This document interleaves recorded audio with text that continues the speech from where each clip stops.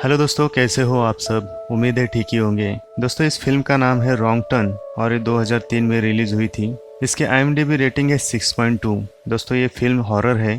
इस फिल्म में कुछ ऐसा दिखाया है, कुछ लोग इस जंगल में घूमने के लिए, पार्टी करने के लिए आ जाते हैं, लेकिन उस जंगल में कुछ लोग ऐसे रहते हैं जो बहुत ही डरावने होते हैं। वो इंसानों को काट कर उसकी सब्जी बनाकर खा लेते हैं। तो शुरू करते हैं इस फिल्म की कहानी को। इससे पहले अगर आप हमारे चैनल पे नए हो तो इस वीडियो को लाइक करना, सब्सक्राइब करना और बेल बटन जरूर दबाना, ताकि हमारे आने वाले हर एक वीडियो का नोटिफिकेशन सबसे पहले आपको मिले। दोस्तों, कहानी की शुरुआत होती है एक घने जंगल में। वहाँ पे दो लोग पहाड़ पे चढ़ते हुए नजर आते हैं। वहाँ पे वो लड़का सबसे पहले पहाड़ पे चढ़ जाता है और वो उसके गर्लफ्रेंड को कहता है, चलो फटाफट जल्दी ऊपर आ जाओ, मैं तो आ गया। लेकिन वो उससे कहती है, तुम जीत गए, मैं हार गई, मुझे ऊपर खींच लो। वो लड़का थोड़ी देर आगे चला जाता है, कोई उसे अचानक से मार देता है। वहाँ पे वो गिर जाता है। जब उसका खून उस लड़की के मुंह के ऊपर गिर जाता है तो वो बहुत ही डर जाती है। उसी वक्त उस लड़की को भी ऊपर खींचने की कोशिश करते हैं, लेकिन वो काफी डरी हुई होती है, इसलिए वो अपनी रस्सी को काट कर वहाँ पे रुक जाती है। लेकिन जैसे ही वो अपने आप को संवर लेती है, उस वक्त उस लड़के को ऊपर से नीचे फेंक दिया जाता है और वो और भी डर जाती है। उसके साथ वो भी नीचे गिर जाती है। जब वो नीचे गिर जाती है, वो उसको देख के बहुत डर जाती है और वो रो रही होती है। वो वहाँ से दौड़कर अपने गाड़ी की तरफ जाने की कोशिश करती है। वहाँ पे एक जाल बिछाया जाता है, वो उसमें अटक कर वो नीचे गिर जाती है। वहाँ पे कुछ लोग इस लड़की को भी खींचकर ले जाते हैं, लेकिन यहाँ पे हमें उन लोगों को दिखाया नहीं जाता। इसके बाद दोस्तों, इस जंगल में जो होने वाली घटना है ये सब न्यूज़पेपर पे छप जाती है। इसके बाद आगे हम देखते हैं एक लड़का गाड़ी चलाते हुए जा रहा होता है। इसका नाम है क्रिश और आगे जाके बहुत ट्रैफिक लग जाती है। वो उतर कर आगे जाता है, एक ट्रक वाले से पूछता है। वो पूछता है कि आगे इतनी भीड़ क्यों है, और वो ट्रक वाला उससे बताता है बहुत दूर तक आगे एक ऑयल ट्रक का एक्सीडेंट हुआ है, इसलिए ट्रैफिक को निकालने में काफी देर हो जाएगी। और क्रिस वहां से निकल जाता है। क्रिस को पहली बार अपने ऑफिस में ज्वाइन करना होता है, इसलिए उसे बहुत देर हो जाती है और वो किसी रास्ते से शॉर्टकट निकलने की कोशिश करता है। वो चलते चलते अपने ऑफिस में फोन कर देता है।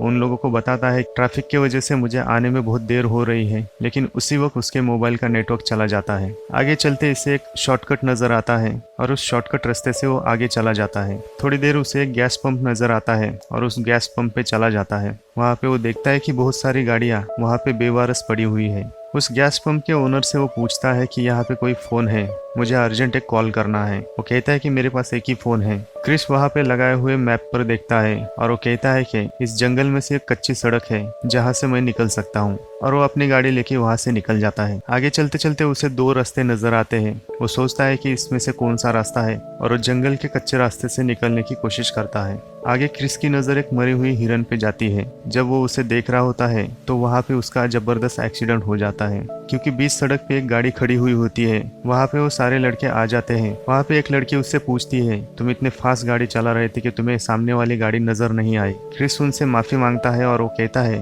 तुम्हारे इस नुकसान की भरपाई मैं दे दूंगा। वो लोग क्रिस से कहते हैं कि हम लोग बहुत बुरी तरह से यहाँ पे फंसे हुए हैं। किसी ने रास्ते में एक नोकीली तार बिछाई हुई थी, उस तार की वजह से हमारी गाड़ी की टायर पंक्चर हो चुकी है। उसमें से जैसे कहते हैं कि हमें आगे जाकर फोन कॉल करना चाहिए जिससे हमें हेल्प मिले। क्रिस कहता है कि कोई फायदा नहीं। वो कहता है कि वहाँ का फोन नहीं चलता, मैंने कोशिश की। उसके बाद ये लोग सोचते हैं इस रास्ते से आगे जाकर हमें किसी की मदद लेनी चाहिए और हमें यहाँ से निकलना चाहिए। इसके बाद इनमें से 4 लोग मदद के लिए आगे निकल जाते हैं और 2 जन वहाँ पे गाड़ियों की रखवाली के लिए रुक जाते हैं। थोड़ी देर आगे जाने के बाद उस जंगल में कुछ टायरों को जला दिया होता है। वहाँ पे क्रिस को थोड़ा शक हो जाता है, इसलिए क्रिस कहता है कि हमें यहाँ से जल्द निकलना चाहिए, और ये लोग वहाँ से निकल जाते हैं। दोस्तों, गाड़ी पे ध्यान देने के लिए जो ये दोनों रुके हुए हैं, वहाँ पे ये लोग रोमांस करते हुए नजर आते हैं। ये लोग कहते हैं हम लोग जंगल में सोने के लिए नहीं आए, हम लोग मजे करने के लिए आए हैं। तो ये दोनों एक दूसरे को किस करते हैं और वो लोग वहीं पे शुरू हो जाते हैं। इसके बाद ये दोनों गाड़ी में कुछ खाने के लिए देखते हैं और उस वक्त उसे जंगल में कुछ आवाजें आती है। वो देखने के लिए उस जगह पे चला जाता है और वो गायब हो जाता है। उसी वक्त उसकी गर्लफ्रेंड गाड़ी से बाहर निकल आती है और उसे आवाज देती है। जब वो उसे आवाज देते देते जंगल में चली जाती है, तब उसे उसके बॉयफ्रेंड का जूता नजर आता है। वो थोड़ी डर जाती है और उसे आवाज देते देते आगे चली जाती है। आगे उसे टूटा हुआ कान नजर आता है। वो कान उसके बॉयफ्रेंड बॉयफ्रेंड का होता है। उस वक्त वो बहुत ही डर जाती है और वो जैसे ही उसे आवाज देने लगती है उसी वक्त कुछ लोग उसके मुंह पर तार बांधकर उसे पकड़ के वहां से ले जाते हैं। थोड़ी देर आगे ये चारों जन चलते चलते एक खाई के पास चले आते हैं। जेसिका उस खाई में देखकर सोचती है कि यहाँ से निकलना बहुत ही मुश्किल हो रहा है, क्योंकि इन लोगों को वहां पर बाहर निकलने का रास्ता नजर नहीं आता। आगे चलते चलते इन लोगों को एक घर नजर आता है और ये लोग मदद मांगने के लिए उस घर की ओर चले जाते हैं। वहाँ पे ये लोग देखते हैं यहाँ पे बहुत सारी गाड़ियां नजर आती है और इसकी वजह से ये लोग कंफ्यूज हो जाते हैं। धीरे धीरे ये लोग मदद के लिए आवाज देते हैं, लेकिन उस घर से कोई आवाज नहीं आती। इसलिए क्रिस घर के अंदर चला जाता है। जेसिका उसे कहती है अचानक किसी के घर में जाना अच्छा नहीं है, उन लोगों को आवाज दे दो। क्रिस वहाँ पे कहता है कि कोई आवाज नहीं दे रहा तो हमें घर के अंदर जाके देखना चाहिए।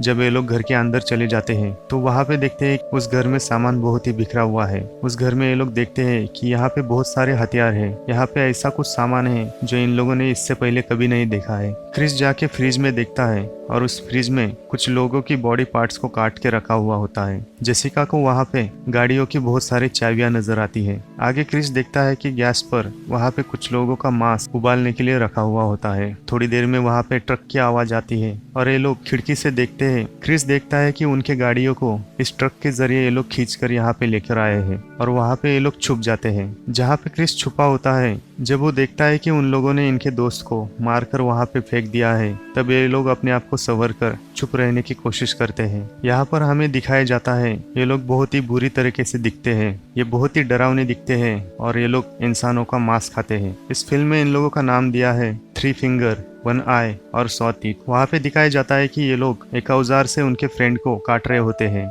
और उनको काट कर ये लोग खा जाते हैं। ये लोग खाने के बाद वहाँ पे सो जाते हैं और ये लोग बहुत ही गहरी नींद में सो जाते हैं और जेसिका वहाँ से निकलने की कोशिश करते हैं। वो चारों भी धीरे धीरे वहाँ से निकलने की कोशिश करते हैं, लेकिन वहाँ पे 1 आई जग जाता है और उनको देखता है। उसी वक्त फटाफट एक चारों भी वहाँ से भाग जाते हैं और घर के पीछे से एक पहाड़ पे चढ़ जाते हैं। तब वहाँ पे वो लोग देखते हैं कि वो दरिंदे वो तीनों भी वहाँ से उनको पकड़ने के लिए उनके पीछे चले जाते हैं। उसी वक्त वो चारों भी वहाँ से भागकर उस जंगल में चले जाते हैं। थोड़ी देर आगे जाने के बाद इन लोगों को एक जगह पे बहुत सारी गाड़ियां दिखाई देती है। वो लोग वहाँ पे देखते हैं कि कोई भी अच्छी सी गाड़ी उन लोगों को मिले और वो लोग वहाँ से निकल जाए, लेकिन अचानक से वहाँ पर वो ट्रक आ जाती है। उसकी आवाज सुनकर ये लोग वहाँ पे छुप जाते हैं। वो 3 फिंगर और 1 आई इन लोगों को ढूंढने के लिए ट्रक से नीचे उतर जाते हैं। उसी वक्त ये लोग सोचते हैं, उस वक्त क्रिस इन लोगों से कहता है कि हमें इनको गुमराह करना होगा और उनकी ट्रक चुरा कर भागना होगा। इसलिए क्रिस उनको गुमराह करने के लिए एक साइड भाग जाता है और उसमें से 1 आई उसके पैर पे गोली मार देता है। तब उसी वक्त उन लोगों को गुमराह करने के लिए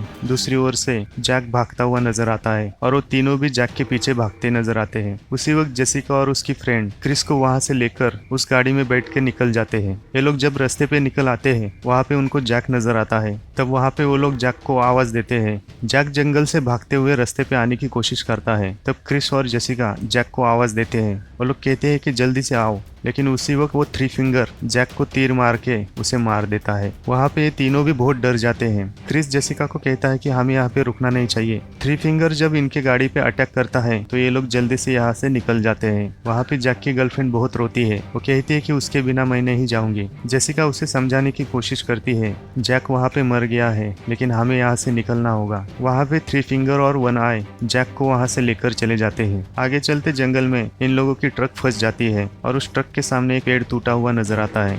ये लोग ट्रक से बाहर उतर जाते हैं और आगे जाके एक पेड़ के नीचे आराम करते हुए नजर आते हैं। वहाँ पे उन लोगों को एक वॉच टावर नजर आता है और वो तीनों भी वॉच टावर पर चढ़ के अंदर चले जाते हैं। उस टावर पर वो लोग देखते हैं वहाँ पे बहुत सारा काम आने वाला सामान है। वहाँ पे जेसिका को एक फर्स्ट एड बॉक्स नजर आता है। जेसिका उस फर्स्ट एड बॉक्स को लेकर क्रिस के पैर पे पट्टी बांध रही होती है। थोड़ी देर में इन लोगों को एक रेडियो नजर आता है। ये लोग उस रेडियो को ऑन करके मदद मांगने की कोशिश करते हैं, लेकिन उन लोगों को नेटवर्क ना आने के कारण उन लोगों को रिप्लाई नहीं मिलता। कुछ देर में वहाँ पे रात हो जाती है और वो तीनों भी दरिंदे मशाल लेके उन लोगों को ढूंढते हुए नजर आते हैं। जब क्रिस उन लोगों को टावर से देखता है ये लोग छुप जाते हैं, लेकिन वहाँ पर उस रेडियो पे अचानक से आवाज आने लगती है। जेसिका रेडियो पे कहती है कि हम लोग यहाँ पे फंसे हुए हैं, हमारे कुछ साथी मर गए हैं, हमें हेल्प की जरूरत है। उस रेडियो से उनको पूछा जाता है कि तुम लोग कहाँ पे फंसे हो, तुम्हारा लोकेशन क्या है। वो कहती है कि हम लोग एक घने जंगल में फंसे हुए हैं, हम लोकेशन बता नहीं पा रहे हैं। उस रेडियो की आवाज से वो 3 फिंगर और 1 आई उस टावर पे चढ़ जाते हैं।